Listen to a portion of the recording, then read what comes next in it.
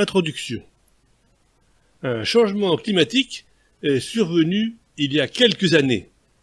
Or, de tels dérèglements sont apparus régulièrement depuis le troisième millénaire avant Jésus-Christ.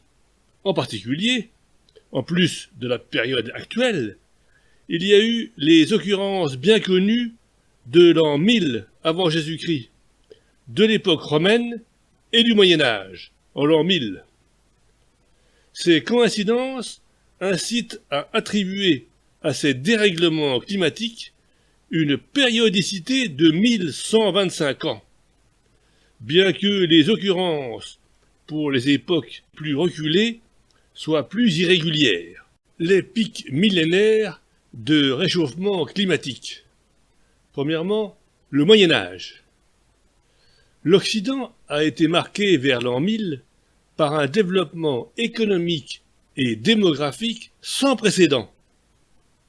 On constate à cette époque une évolution extraordinaire de l'outillage, de l'armement et de l'architecture.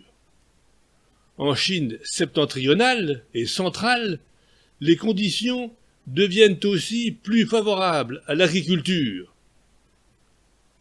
Cette croissance résulte d'une élévation remarquable de la température. Un climat favorable a permis d'exploiter des zones aussi peu accueillantes que les pentes des sommets du Massif central.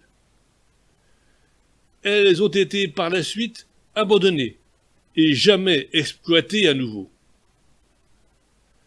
Le Xe siècle est une époque assez chaude au cours de laquelle le lac de Constance, à la frontière entre la Suisse et l'Allemagne, n'a jamais gelé. Cette époque marque aussi la seule colonisation du Groenland, littéralement le pays vert, qui n'a plus jamais été vert par la suite. Les Vikings s'y installèrent en nombre à partir de 986. Mais lorsque le dérèglement climatique de cette époque a pris fin, ils commencèrent à disparaître, ne pouvant supporter le climat normal de cette région. Deuxièmement, l'Empire romain. L'époque romaine a été un âge d'or. 60 ans avant Jésus-Christ, la Rome de Jules César ne comportait qu'un seul temple en pierre. Les habitations et même les temples étaient construits en bois, sur des soubassements en pierre pour limiter les remontées d'humidité. Rome a d'ailleurs connu un épouvantable incendie. Au début du règne de Néron, tous les temples et les théâtres étaient déjà en pierre. Cette période faste a été caractérisée par une température élevée et une forte humidité. Pline l'Ancien rapporte que l'on cultivait des oliviers à des latitudes inhabituelles. L'essor du début de l'ère impériale romaine a très certainement été dû à un dérèglement climatique.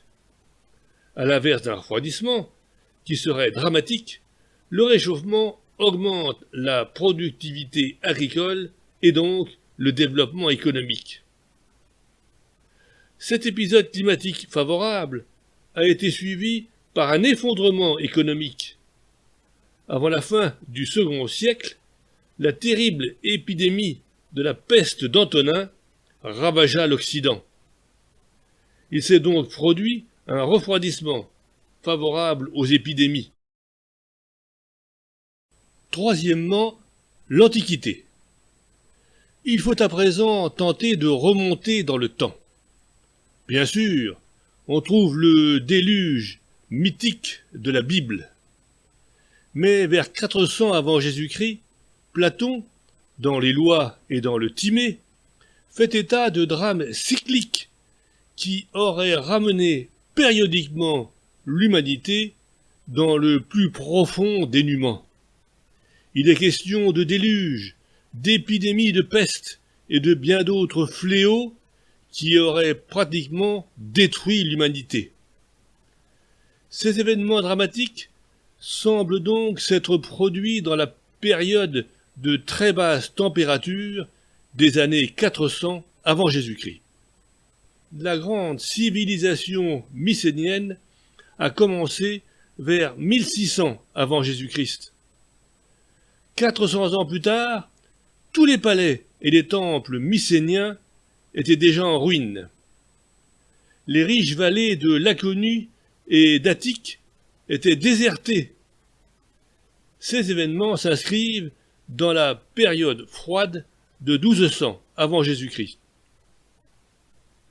Mais la prospérité est revenue vers l'an 1000 avant Jésus-Christ. Le temple de Salomon à Jérusalem, édifice imposant, date de cette époque. L'an 1000 avant Jésus-Christ marque aussi, à l'autre bout du continent, l'émergence d'une nouvelle dynastie en Chine, les Zhou. Le grand empire assyrien a connu son apogée un peu plus tard, autour de l'an 700 avant Jésus-Christ. Les grandes structures de Stonehenge au Royaume-Uni ont été édifiées aux environs de 2000 avant Jésus-Christ. Les blocs de pierre de dizaines de tonnes ont été traînés depuis une carrière située à 40 km. Il a fallu une main-d'œuvre considérable. Le développement remarquable de Babylone à partir du second millénaire est donc contemporain de Stonehenge. Une barque funéraire a été découverte en 2012 à quelques kilomètres de Gizeh, dans une mastaba de la première dynastie, et donc datant de 3150 à 2900 avant Jésus-Christ, et donc au début d'une période de réchauffement. La construction des mastabas caractérise une civilisation avancée et disposant d'une importante main-d'œuvre. L'imposante pyramide de Khéops aurait été édifiée vers 2560 avant Jésus-Christ. Tous ces événements correspondent au réchauffement climatique qui a commencé vers 3600 avant Jésus-Christ. La momie d'Otzi, retrouvée à la frontière entre l'Italie et l'Autriche en 1991, vivait en 2596 avant Jésus-Christ. La température était alors beaucoup plus élevée qu'aujourd'hui, et même que lors de tous les réchauffements connus. La momie est restée congelée, sans interruption, jusqu'à nos jours, sans quoi elle aurait pourri.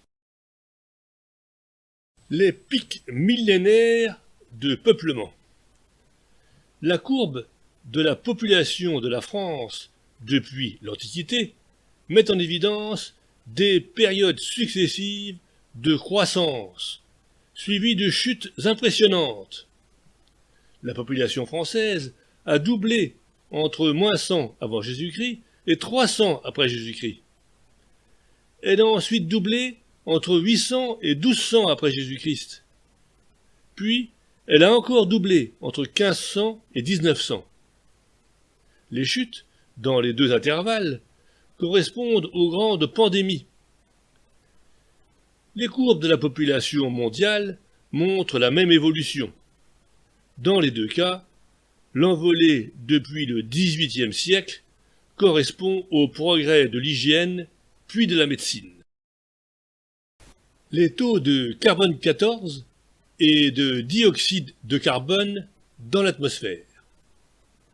Le niveau de dioxyde de carbone dans l'atmosphère a augmenté depuis l'industrialisation.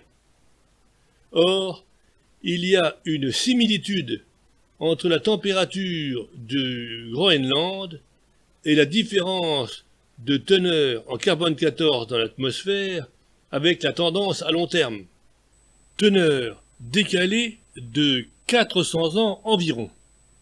La tendance à long terme est une lente diminution de la teneur en carbone 14.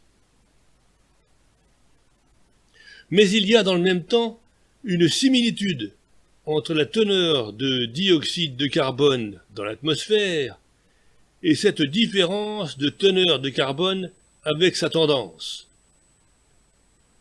Les activités humaines n'ont pas la moindre influence sur le carbone 14, de sorte que la teneur en dioxyde de carbone doit avoir une autre explication que l'industrialisation. Conclusion. La périodicité de 1125 ans est parfaitement claire pour les températures des Alpes du Nord et des glaciers du Groenland. Elle s'en écarte notablement pour les périodes antérieures à 3500 ans avant Jésus-Christ. En Europe, les dépressions semblent circuler plus lentement et de manière plus irrégulière qu'auparavant. En particulier, on observe des dépressions qui descendent vers le sud, le long de la côte atlantique, au lieu d'aller vers l'est. Des modifications ont été aussi observées au Moyen-Orient. La coïncidence du dérèglement climatique actuel avec le déplacement inhabituel du pôle nord magnétique et l'augmentation surprenante de la vitesse de rotation de la Terre sur elle-même amène à s'interroger sur la possibilité d'un phénomène périodique lié à l'astronomie. Des dérèglements de l'activité solaire, d'ailleurs également décalés de 400 ans, incitent à penser à un phénomène plus général au sein de la galaxie.